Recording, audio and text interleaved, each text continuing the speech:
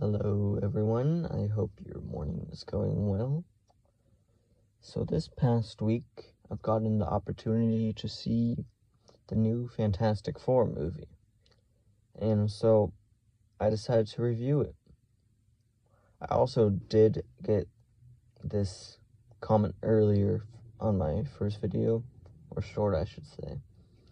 So I'm going to be ranking this movie based on its plot. Since it's a family movie, well, Marvel's first family, I'm going to be ranking it on emotional moments and relationships.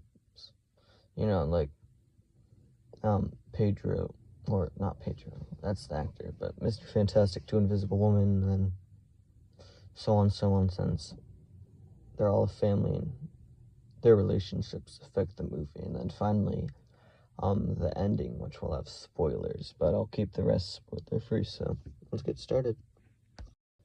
Okay, so as of plot, I really enjoyed this movie.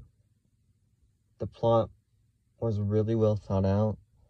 Sure, it could be a little slow at times, but it really helps to build, like, the overall characters.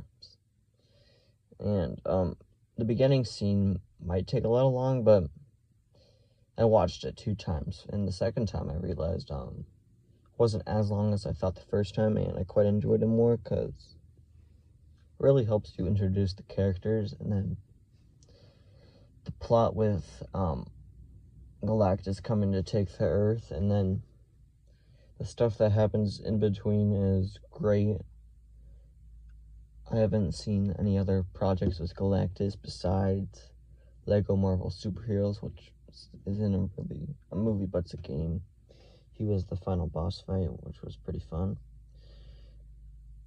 But the visuals in all the scenes are great, especially in the space scenes.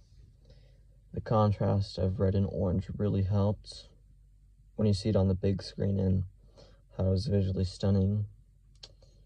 So I would say the overall plot is, I think I liked it a bit more than Superman, so I'm going to go 9.4 out of 10, which is pretty good. So we're going to move on to the relationships.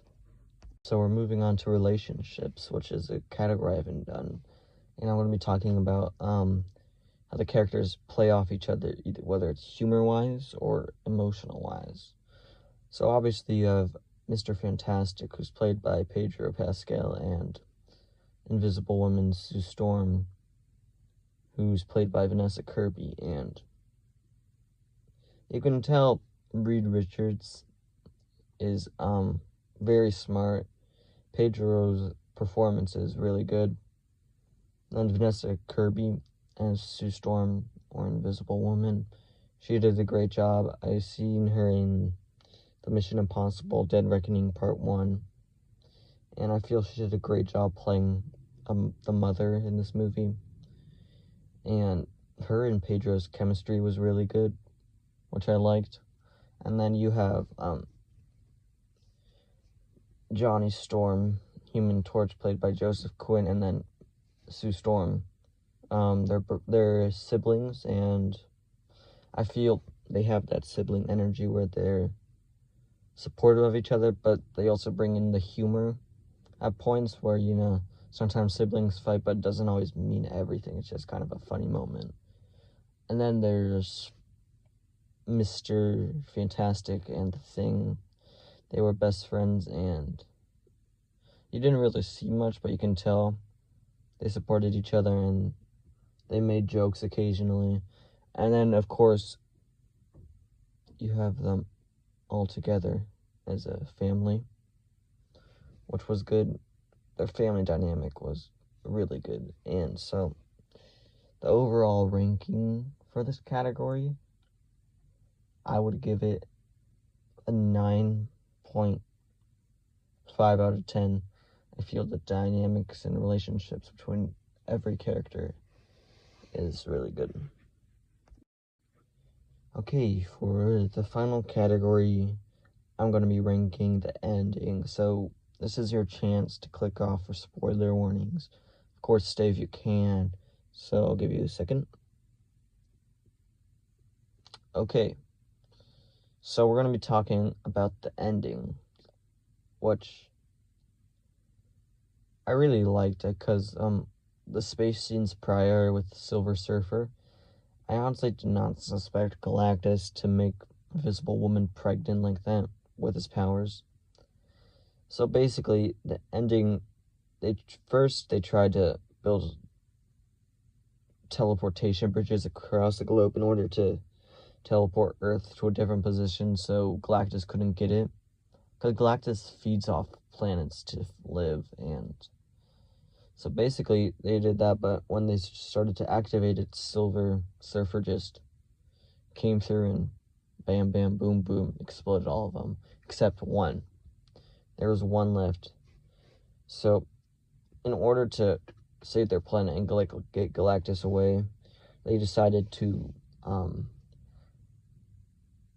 use that one teleportation bridge to lure Galactus in and teleport him far off into the edges of the universe in order to keep him there forever, because without a ship he'll be stranded. And so they evacuated the citizens with Mole Man's, I forgot what it was, like an underground city, which was cool. And then basically they used their baby Franklin, which is, I don't know, he's one of the most powerful characters in MCU, to get Galactus there. So they do that. They after a minor inconvenience, Galactus gets Franklin, and then Sue Storm goes all out with her powers and pushes Galactus into the portal, and he escapes it, and then Silver Surfer does one final push and he gets sucked in forever. And then Invisible Woman dies, but Franklin revives her, and then the end. So, I mean, the actions in the last scenes were really good, which I liked. It was also good in the middle of the movie with the space scene. And that was really good. So, I enjoyed this ending. I would say it's a good ending for the MCU. I wouldn't say it's the best, so I would give it a 9 out of 10. So we're going to finish up the video with one final wrap-up. So that will be all for today's video. So my review of the Fantastic Four overall, adding up all my rankings, is a 9.3 out of 10. I feel the MCU movies this year were great, besides Captain America Brave New World, and I feel comic book movies in general are heading in the right direction. So, as always, make sure to like and subscribe, it helps. Also, feel free to comment your suggestions, feedback, or your thoughts on the movie, and then any other movies you would like for me to review. And as always, have a great rest of your day.